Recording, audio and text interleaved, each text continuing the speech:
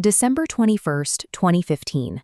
On a floodlit launch pad at Cape Canaveral, an aerospace engineering problem is about to be tested in real time. Can an orbital-class rocket deliver a payload to space and then safely land itself vertically? 6 months earlier, a similar Falcon 9 vehicle disintegrated in mid-air during flight. This launch marks SpaceX's critical return to operations. Standing on Space Launch Complex 40 is a heavily modified vehicle known informally as the Falcon 9 Full Thrust. It stands 13 stories tall and features significant structural changes designed to increase its thrust output by 30%.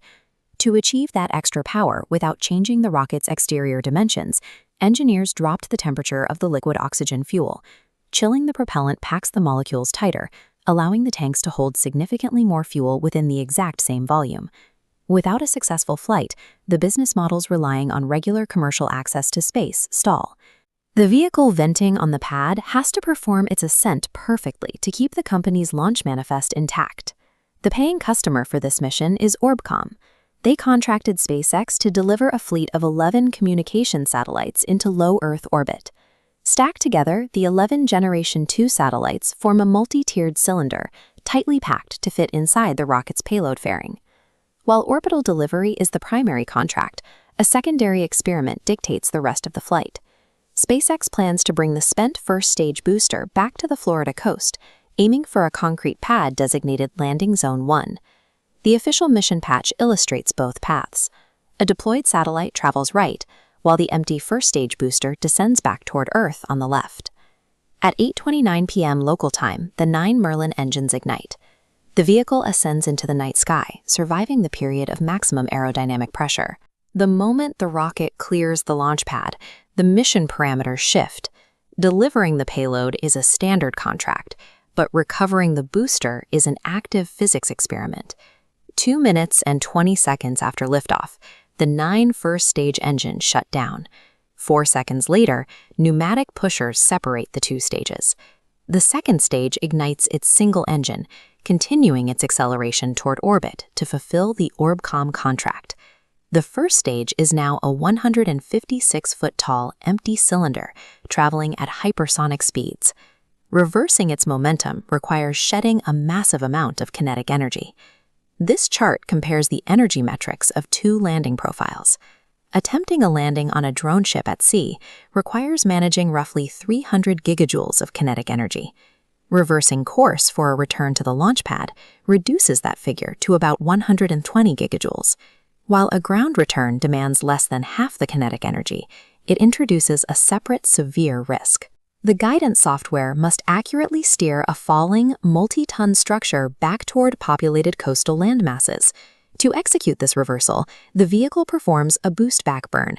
A subset of the main engines reignite, arresting the booster's forward momentum and pushing it into a parabolic trajectory back toward Florida. As the booster drops back toward the Atlantic, it hits the thickening atmosphere. The engines fire again for a re-entry burn, hitting the brakes to prevent the vehicle from burning up due to the immense friction. Once inside the atmosphere, 4 titanium grid fins deploy near the top of the booster. These gridded squares provide aerodynamic control. By pivoting and adjusting their angles, they use the rushing air to control the vehicle's pitch and yaw without expending any rocket fuel. Through timed engine burns, active control surfaces, it shifts from a ballistic projectile into a precision-guided flying machine. Approaching Landing Zone 1, the booster drops rapidly through the night sky. The single center engine ignites for a terminal landing burn to execute the final deceleration. Just seconds before reaching the concrete pad, 4 carbon fiber landing legs unfold from the base of the descending cylinder, locking into place. 9 minutes after liftoff, multiple sonic booms crack across the Florida coast. The booster touches down and remains upright on the 282-foot pad. Inside Mission Control in Hawthorne, California, telemetry confirmed what the camera showed. The flight director announced that the Falcon had landed. That single upright touchdown disproved a decades-old aerospace assumption. It demonstrated that orbital launch vehicles do not have to be disposable hardware, discarded into the ocean after a single use. Back in the vacuum of space, the second stage engine cut off exactly as planned, reaching its target altitude. Over the next 20 minutes, the vehicle released all 11 ORBCOMM satellites one by one, fully satisfying the commercial objective of the mission. The recovery of the first stage set the foundation for operational reuse. The engineering focus shifted from proving a landing was possible to proving a landed booster could be inspected, refurbished, and flown again. This specific booster, designated B1019, never flew a second mission.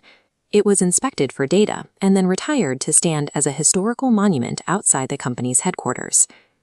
By successfully delivering a commercial payload and returning the launch vehicle intact, SpaceX introduced a mechanical process that permanently lowered the cost of accessing low Earth orbit.